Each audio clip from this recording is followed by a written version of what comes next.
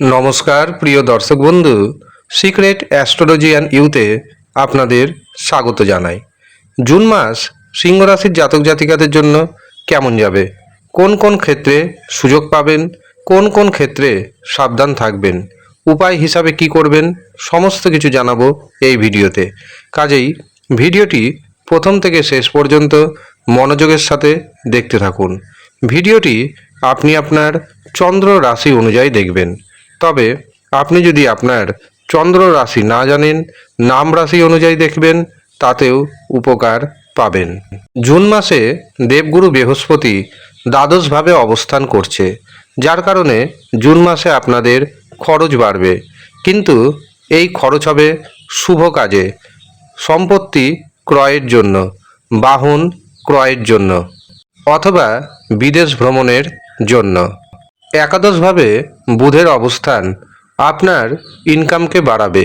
20 June পর্যন্ত মঙ্গল আপনার ভাগ্যভাবে অবস্থান করছে, এই সময় ভাগ্যের বৃদ্ধি ঘটাবে। 20 জুনের পর থেকে আপনার কর্মক্ষেত্রে উত্থান পতন দেখতে পাওয়া যাচ্ছে। অষ্টমভাবে শনি অবস্থান করছে, কাজেই এখনই কিন্তু আপনি যে বড় ধরনের রিলিফ পাবেন এমনটা নয়।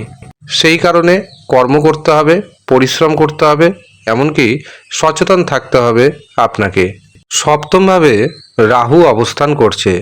দাম্পত্য জীবনে স্বামী স্ত্রীর মধ্যে মতপার্থক্য, বাকবিতণ্ডা দেখা দিবে। যাদের বিবাহের জন্য কথাবার্তা হচ্ছে, তাদের কথাবার্তা হঠাৎ করে কিন্তু ভেঙে যেতে পারে।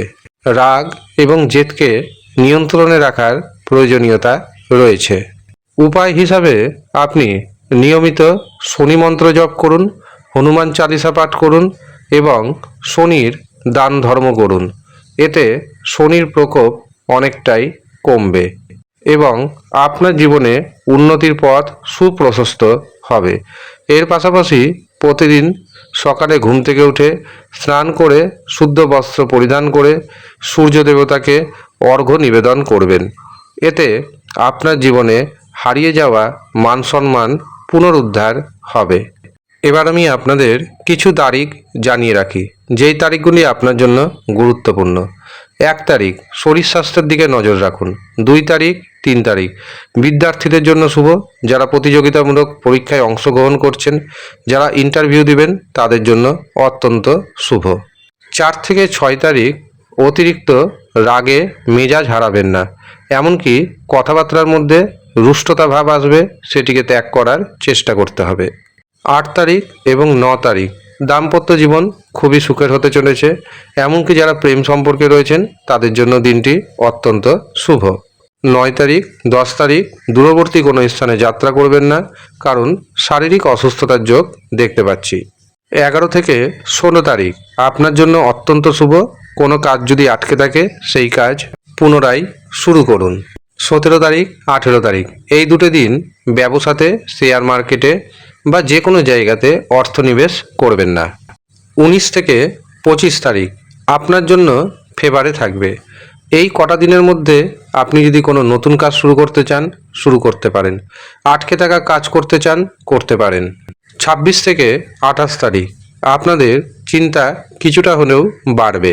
29 এবং 30 তারিখ উচ্চ শিক্ষার্থীদের জন্য, যারা প্রতিযোগিতামূলক পরীক্ষায় অংশ নেবেন তাদের জন্য এবং যারা ইন্টারভিউ দিবেন তাদের জন্য অত্যন্ত শুভ দিন। যে তারিখগুলি ভিডিওতে খারাপ হিসাবে জানানো হয়েছে, সেই সমস্ত দিন অবশ্যই শিব ঠাকুরের উপাসনা করবেন। আর যারা ব্যক্তিগতভাবে আমার সাথে যোগাযোগ করে নিজের জন্মছক বিচার করাবেন ভাবছেন, হস্তরেখা দেখাবেন ভাবছেন, তারা নিচের দেওয়া হোয়াটসঅ্যাপ বুকিং নাম্বারে যোগাযোগ করে নেবেন। মাত্র 351 টাকা পারিশ্রমিকে জন্মছক বিচার করা হচ্ছে, হস্তরেখা বিচার করা হচ্ছে।